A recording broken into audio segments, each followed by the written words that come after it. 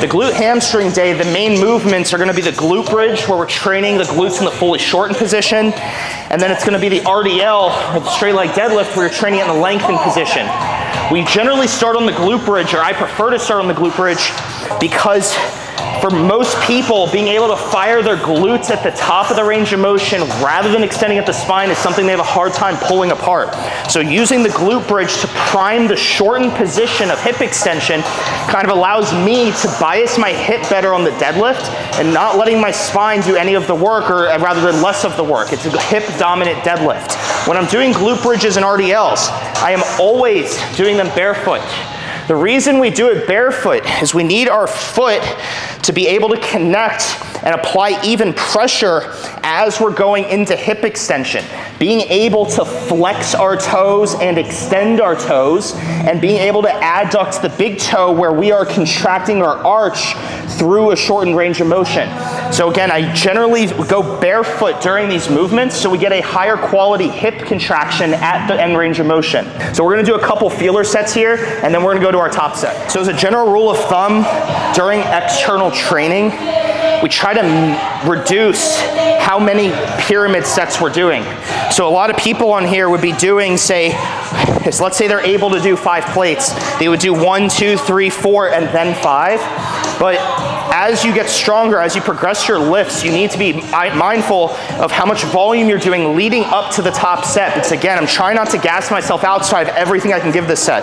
For my warm-up before this, not to bore you guys with it, so I cut it out, I did 1 plate for like a set of 10, just to engage my glutes as much as I can after all the internal training we did before this. And then we went to 3 plates, where there's a little bit more load exposure, but the fatigue management is there.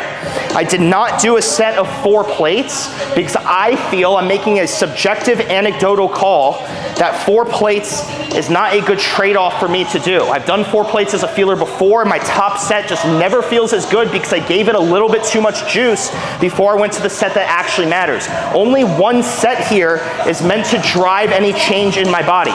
It is this 1 set taken to close proximity of failure. All the other sets are simply to prepare me for this, so accumulating volume as you work up is not a good idea in most cases.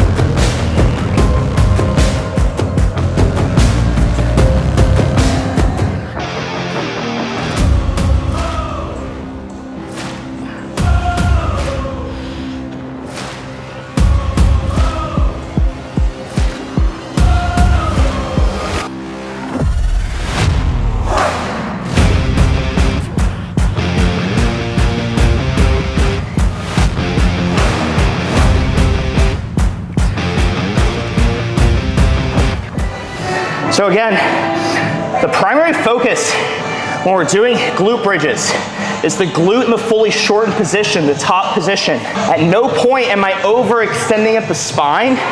Am I letting my quads do the work? As the set goes on, you're gonna feel your body look for the path of least resistance. That is to take load off of your glute and put it to your quads and hip flexors. The goal is to maintain positioning and look for the path of most resistance, which is so much harder than people give it credit for. So again, your body's gonna always look for what's easier. I maybe had another rep or 2 there, but it would have been quads and spine. I got momentary failure at the glutes, and now I can save some juice for the deadlift. I sent the signal. My glutes were engaged. They were loaded effectively to close proximity to failure without surrounding joints compensating. Moving on. To contrast the bridge is hip extension in the shortened position. For the RDL, the straight leg deadlift, we're gonna be lengthening, loading the lengthened position. And so again, we're trying not to accumulate too much volume. So for myself, I'm probably gonna be going to 3.5 plates. And so again, we're only going to do a few reps with this weight to prime the tissue that will be loaded the most. So again, I'm thinking anterior pelvic tilt as I flex my hip. And then I start with the stretch position. I feel my glutes and hams lengthening. I'm using that to generate tension to shorten. At no point is it a Jefferson curl where I'm extending and flexing from the spine. So again, I'm just trying to load my glute and hamstring to length and maintain even foot pressure. Again, we're barefoot here so that we can have that tripod effect between the big toe, the little toe, and the heel. So I'm using that foot pressure to find the glute hamstring engagement. And then I'm contracting. Then we're gonna work our way up to 2 plates, try 3 plate set, and then do 1 set to, again, momentary failure. So we're at our top set for the deadlift. I've been working towards like 3.5, where it's 365 for like a set of 4 or 5. I'm coming off 2 weeks straight of being sick after a vacation. I haven't really been deadlifting or bridging as well. I've been working out, but not as effectively as I would otherwise. So again, after coming off being sick, we're still choosing the same movement patterns that we would do otherwise, but we're changing our expectations and what we're getting out of it. So I'm gonna go for a higher rep range PR rather than a lower rep range PR because I just don't have enough juice in the tank to squeeze out heavier weight today. Again, when we're doing the deadlift, the straight leg deadlift, we're looking to train the glutes and the hamstrings in the lengthened position. So I'm initiating, or I'm starting with even foot pressure and finding the hamstring glute stretch. I'm not starting with my pelvis posteriorly tilted and my spine flexed. Anterior tilt so we have all the length and we maintain engagement as we come into the concentric and the shortened position. You're gonna notice that with each rep, I'm doing a dead stop to reinitiate that glute hamstring contraction out of the stretched position. That is to maintain, to uphold a high level of high quality stimulus for each rep, a high regard for it. We're setting a very high standard for the quality of each rep. We're gonna aim for 10 here, and if we fall short, so be it.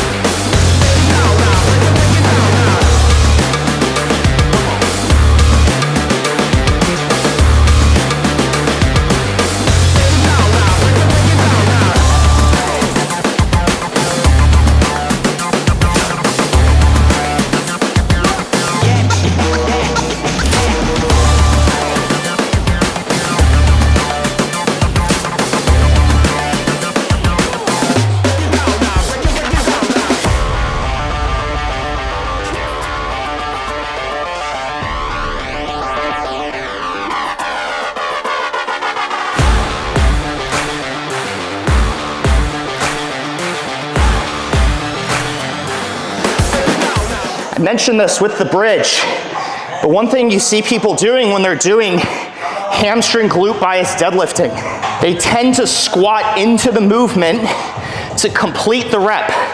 So they still did the rep, but instead of keeping their hips, their knees fixed, they begin doing a conventional deadlift.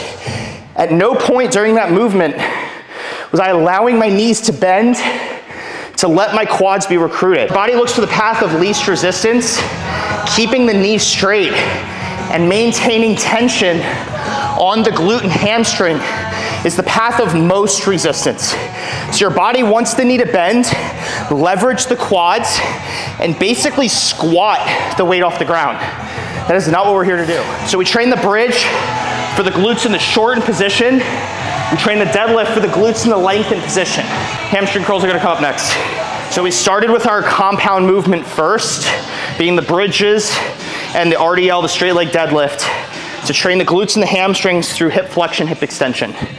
We then are going into the more isolated movements because they generally are less taxing on the central nervous system. CNS, the neural fatigue is a lot lower. For our glute hamstring day, it makes the most sense to train a lying down hamstring curl or a standing hamstring curl rather than a seated. The reason for this is because when the hip is in hip extension and you're laying down or standing, the hamstring is short. When I flex my knee in hip extension, my hamstring is essentially double shortening. When I'm training a seated hamstring curl, the emphasis is the lengthened position, and when I shorten it, my hamstring can't get as short as it can when I'm in hip extension. It only shortens once through the knee when the knee bends. So we're training the lying or the standing hamstring curl on a glute hamstring day because of the depth of the contraction we can get. We generally train the seated hamstring curl during a quad day to most closely mimic the squatting position. So again, when we're doing hamstring curls lying down, we're in hip extension, I want us feeling our glute trying to contract, keeping tension on the hip, trying to get the hamstring fully short. We're gonna go until we get, again, momentary failure, 1 set, balls to the walls effort. And then once we feel like we're swinging at the hips, that's when we're gonna cut the set short, move on with our workout because the quality of the stimulus is getting lower, a diminishing return on it. We're gonna aim for like 10 or 15 reps here. Again, 1 set to failure, biasing the hamstring, trying to maintain glute tension.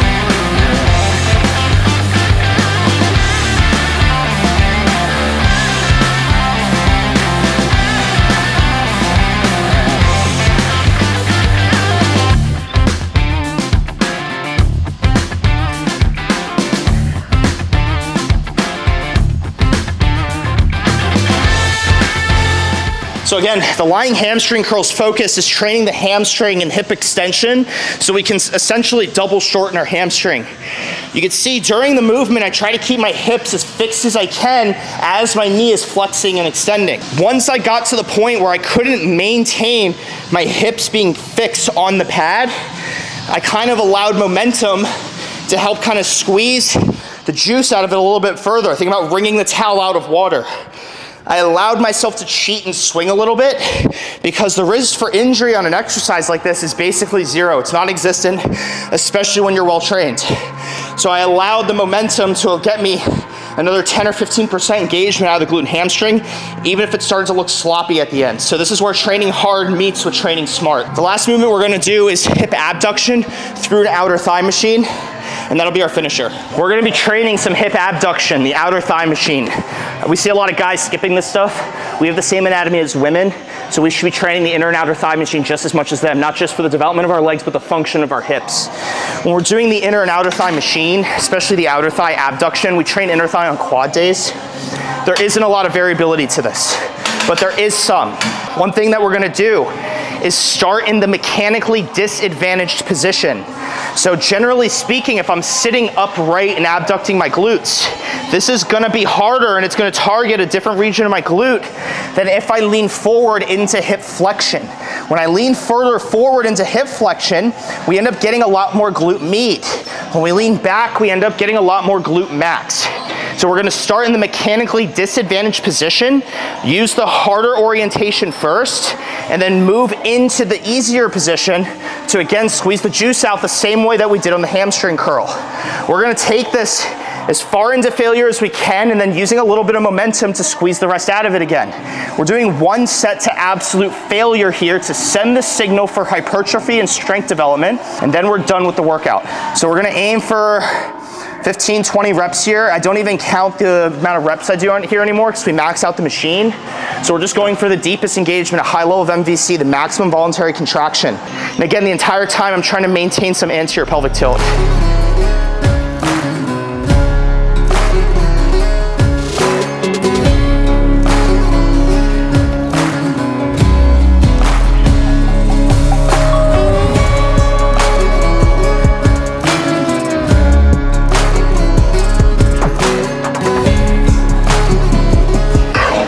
When we fail in the disadvantaged position, we're gonna lean forward and just try to get as many reps as we can and burn it out.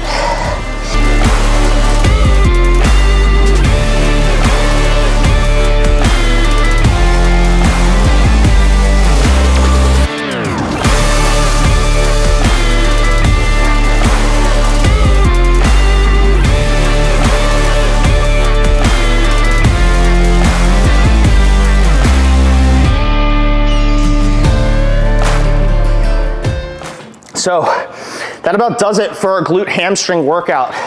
There's totally more you could be doing for your training if you had preferences and different access to equipment.